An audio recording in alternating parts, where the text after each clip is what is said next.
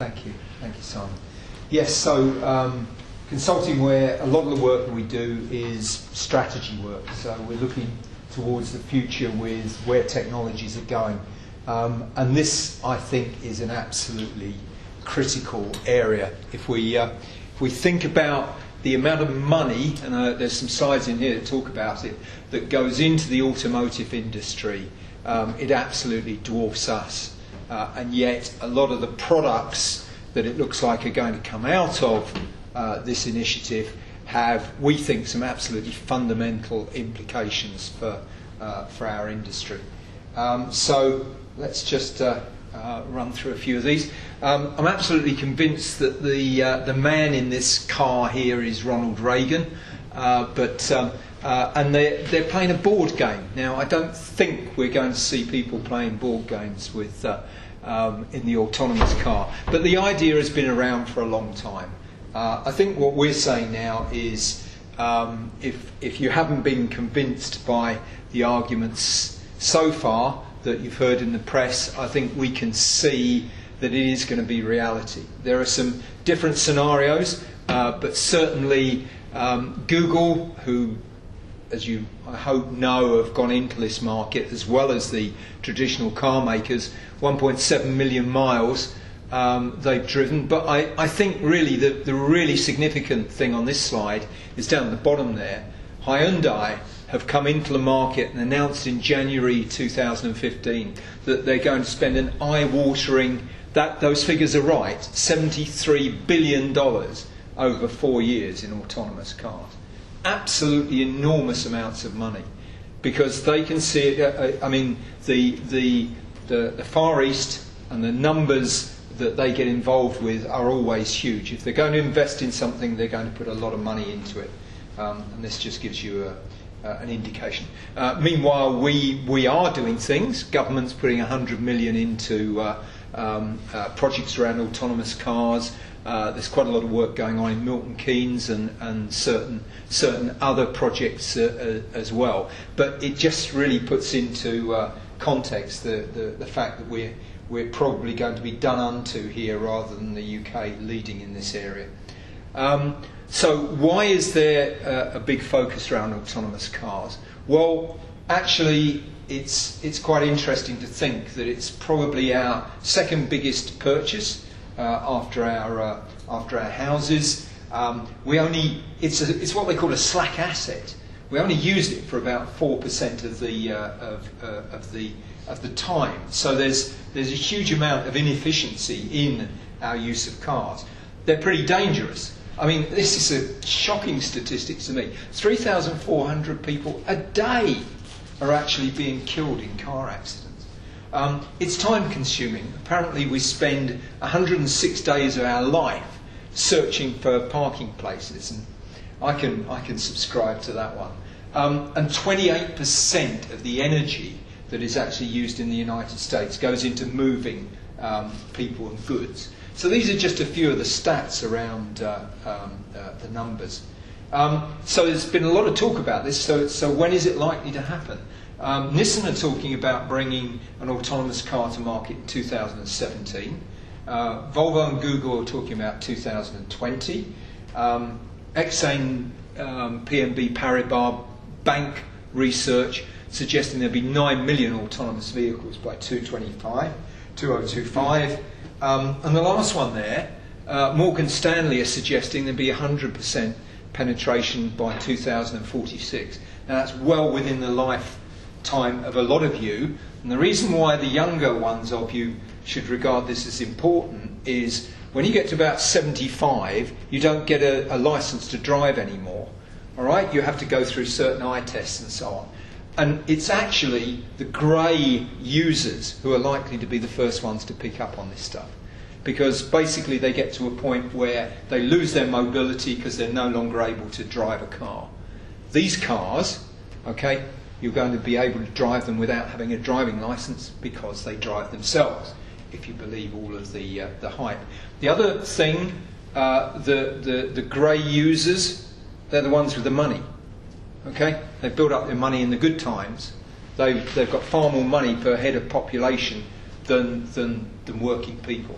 So it's another reason why the vehicle manufacturers are pretty interested in this kind of stuff. So some of the implications, I'm not going to read the whole slide. I mean, we'll make these available afterwards. But I really like the idea of a return to home mode. How many times do you sort of take the car out and you think, oh, I'm getting on the train or something like this, or leaving at the airport, and the airport, it costs you bazillions per day to park the car. The other thing, of course, is land use. You know, car parks take huge amounts of the space that we could otherwise use to build houses and not build on green space. So, you know, there are some other implications that are sitting here. Once again, pull up some numbers here. I mean, this is it's KPMG rather than KMPG, I think, but this is a pretty recent study. You know, 51 billion in terms of GDP, 320,000 jobs. So this is really quite big business on anybody's scale if it's going to be made to happen. But the big debate in the industry is around these two things. Is it going to be fully autonomous cars, or is it going to be advanced driver assistance? Quite a lot of the established players, the car manufacturers, are saying, look, parking facilities that are automatic within your car, that's a sort of fairly recent addition to cars. We just think that gradually these things in terms of automation are going to come along. Whereas the disruptors, the Googles of this world, and Google love being disruptors, are saying that what's going to happen here is there's going to be a total change. There's going to be a flip. That autonomous cars, if they overcome the things to do with safety and so on, they will be taken on board very, very quickly. And they're saying it's autonomous cars, not driver-assisted facilities that will change the market over the next few years. In the next few slides, I'm going to concentrate on Google's design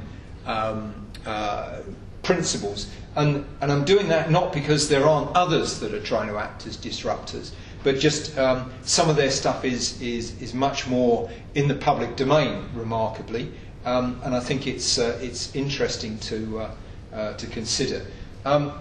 Their idea of full autonomy, no vehicle-to-vehicle communication.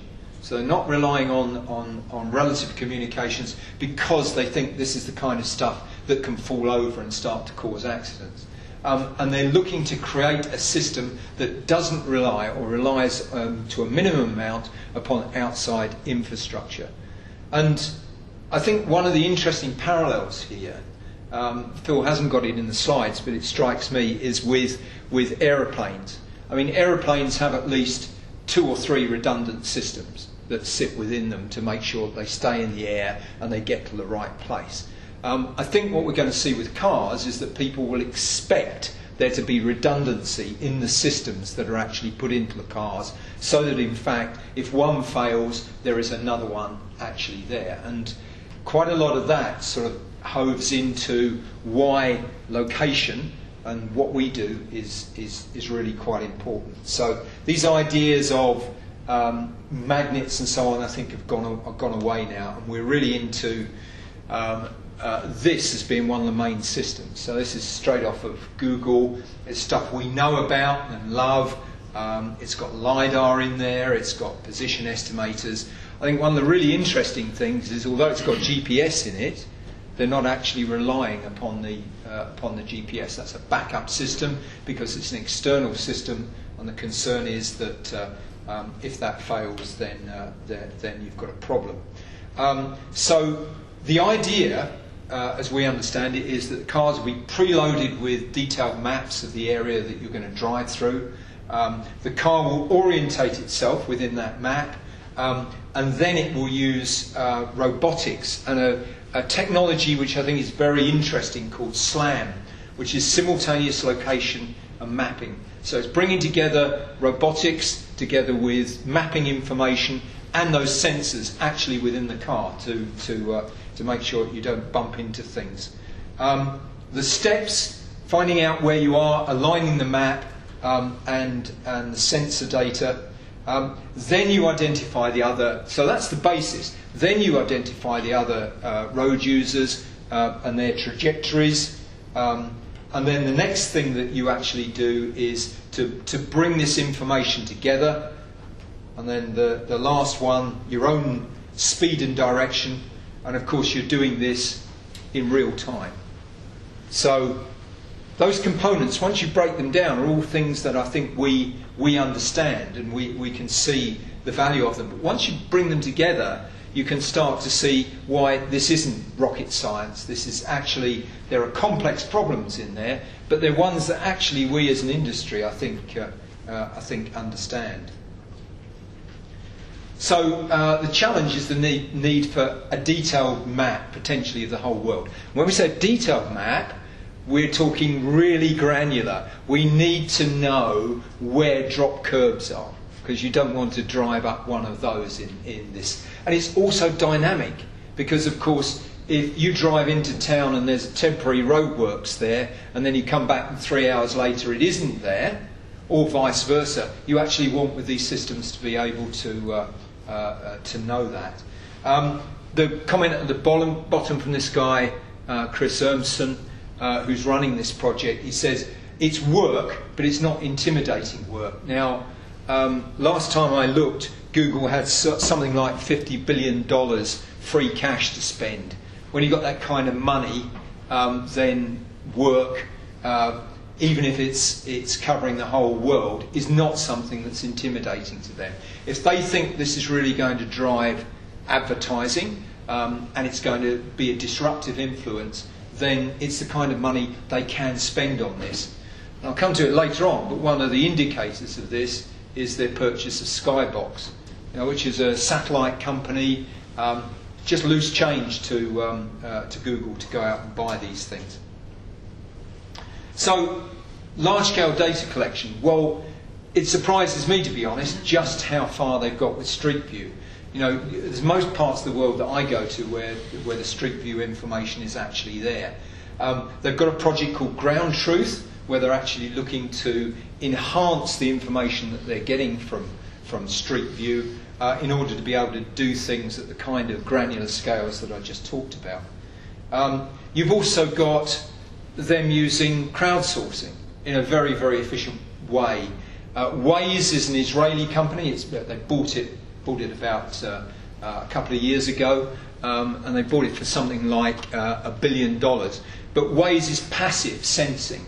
So what you've got is a bunch of people out there driving their cars, actually passing the information back to some central point, which actually reflects the road conditions at that very point in time. Okay, you need the internet connections there and so on, but it's quite clever in the terms of the way that they've engaged the public to actually crowdsource without them paying anything. And I think we're going to see more of that. So when you start to talk about the money involved, quite a bit of it is going to come for free on the back of what you might get as being the advantages of driving an autonomous car. I'm not going to talk too much about the SLAM data collection side of things, but Google unveiled something called the Cartographer, which I think that doesn't look like any cartographer I actually know, but you get the concept. They're picking up on all of these kind of ideas and they're building them into devices that are very, very good at doing not just Street View type stuff. I mean, this is Street View on steroids. This is the kind of stuff where you can automatically recognise traffic lights, you can automatically recognise speed limits and build those kind of things into your system. And this is on this slide, actually I've just talked ahead of that slide. Algorithmic discovery, so it's pattern recognition of traffic lights, lane markers, crosswalks, all the kinds of things that actually determine the way in which we drive cars. They've taken out a number of patents. So Google have taken out a number of patents in the US. Some of them are mentioned on here. How do you use patents? You stop other people entering the market.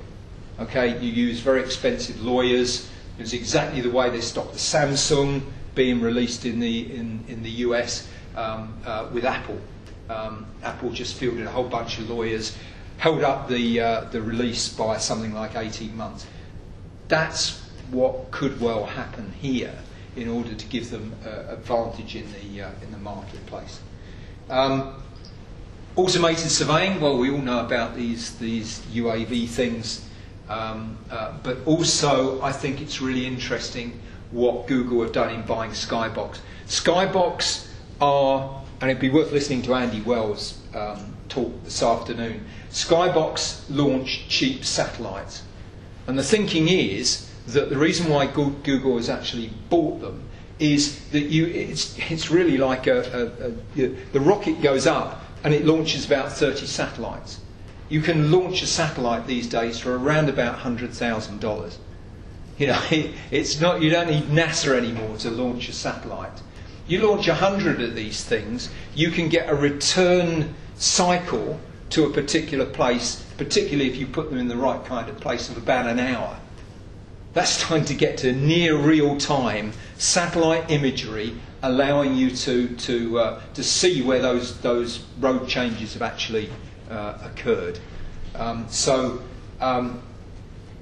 Google wouldn't stand here and say that. It's true, but that's our guess on why they've actually bought Skybox. There may be all sorts of other reasons. They do lots of things that they get into just to be disruptive and then get out of it. I mean, the stuff around delivering parcels using UAVs probably will happen in certain areas, but the advantage to organisations like Amazon and Google is it disrupts the market. It makes other players in the market uncertain about where things are going, and that's important because it gives them competitive advantage.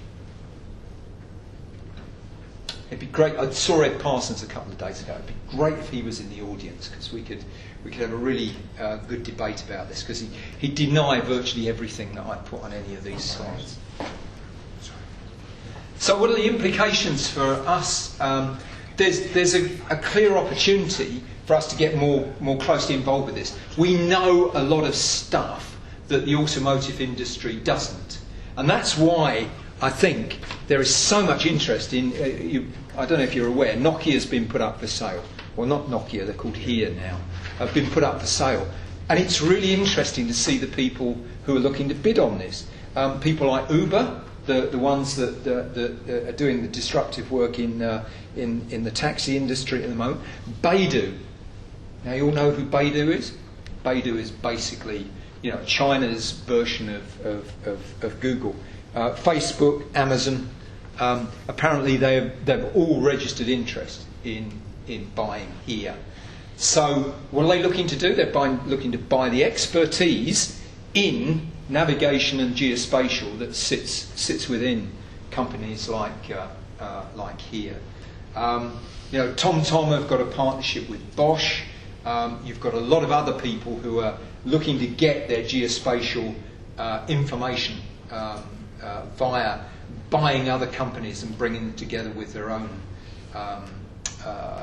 capabilities. There's a lot of algorithmic problems, a lot of software problems here.